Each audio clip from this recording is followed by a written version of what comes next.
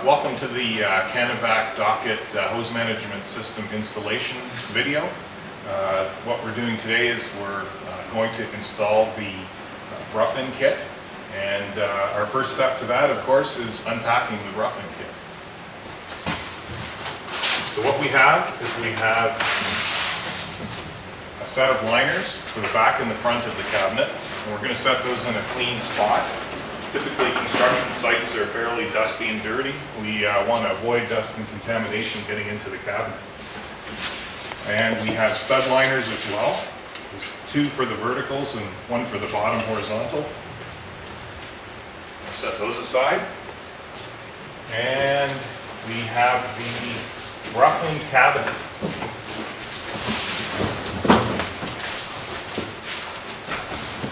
Inside the rough-in cabinet are the components needed to install the thing, including the manual, installation manual, which we'll refer to later, and the actual rough-in cabinet itself.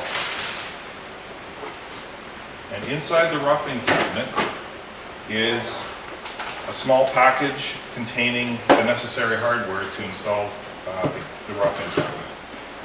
We have a cardboard protective cover here that we need to set aside because we're going to be reusing that later. This will keep dust out of the cabinet during the finishing phase.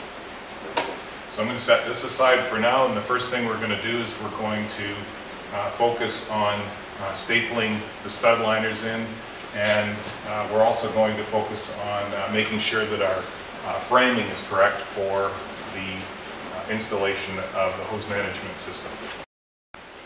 Okay, right now what we're going to do is we're going to verify that the framing for the docket rough-in installation kit is proper and in the right form.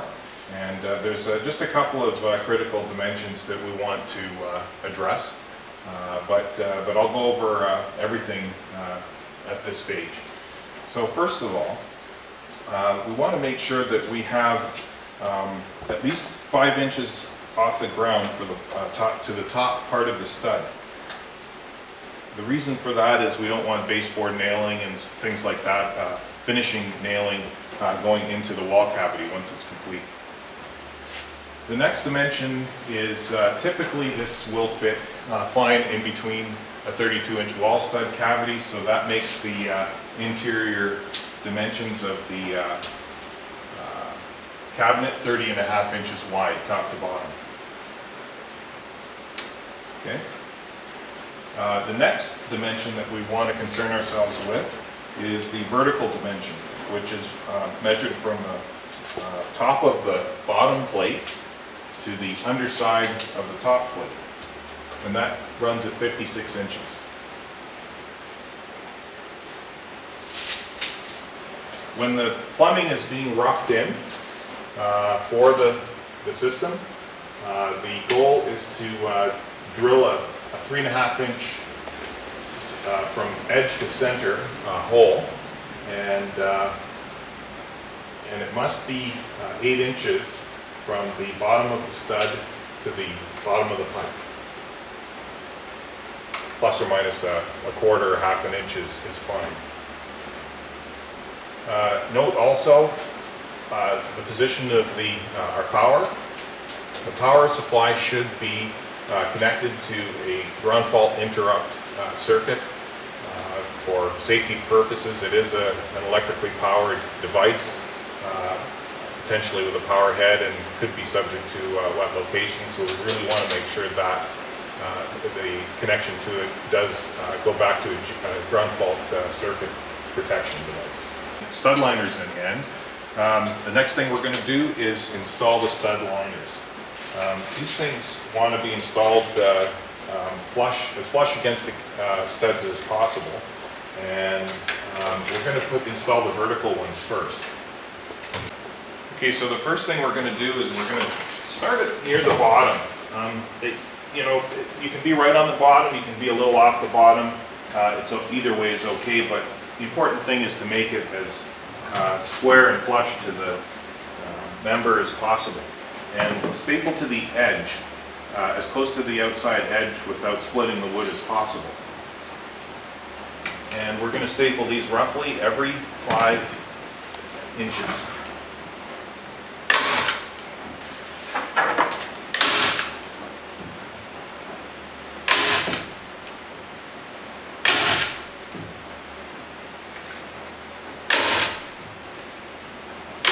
I should point out too that this material is unique in its properties in that if it's not installed properly, it will not allow the hose to settle down into the cavity when it's time for final installation. No coatings of any kind are required on this material, and it doesn't matter which side you install it. Both sides have the same finish on it, so there's no right or wrong way, just as long as we get it to lay flat.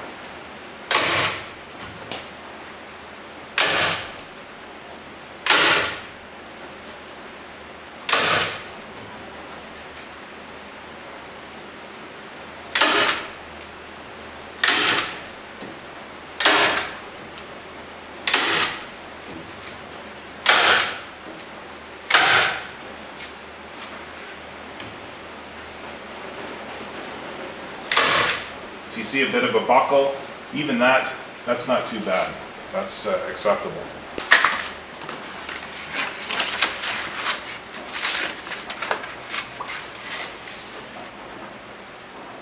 Again, we're going to try and get it as square as we possibly can. Sometimes your lumber might be out a bit, and it might throw other things out a bit. It might be a good idea just to tack a couple of staples in to get it somewhat uniform. The liners are dimensioned to fit within a standard 2x4 grade lumber.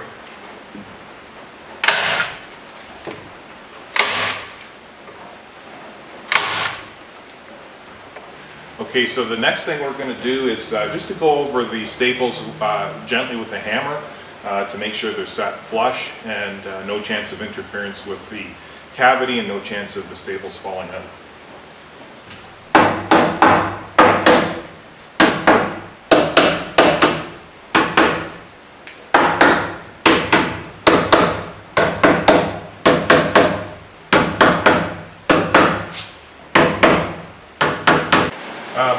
At the present time, what we're going to do is we are going to install the rough-in cabinet itself next, or at least get it set up for installation. And so we're going to set this cardboard aside, and again, don't discard it. There's also a small installation pack that consists of a hose to pipe fitting and 4 drywall, 1-inch drywall mounting screws, as well as the low voltage connection male terminals for connecting the central back system. Now, in terms of the order in which we do things here, people will do it different ways, but the key thing is don't install all the plastic liners until after the rough-in cabinet is installed, because you may run into interference problems. And basically the rough-in cabinet will be your guide as to where we place the final outside wall liners. So what we're going to do is we are going to take some tape measure again, and we're going to mark the studs such that our marks will correspond to the very bottom of the cabinet, so we can prepare the cabinet for installation. Okay, so we're going to place our mark to reference the bottom of the rough-in cabinet, and that mark has to be 42 inches from the top of the plate again, and we mark the 42 inches to the side of the stud, just so we can see it. Now you'll notice that the stud liners are already on, and part of the reason why I put these on first is so that I can staple up above where the rough-in cabinet will actually end up. But the choice is purely yours. There's actually no contact with the hose or anything up beyond a certain point here. This is just excess material to be sure and be tucked up in behind it. It gives the installer a little bit of flexibility too, in case they make their opening a little bit too high, and that's okay too. So we've marked our 42-inch mark on the stud here. That's really good lumber, and we're going to mark the other side here as well.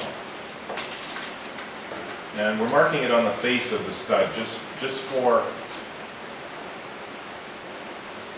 visibility. Okay, and the next thing we're going to do is we're going to take the cabinet,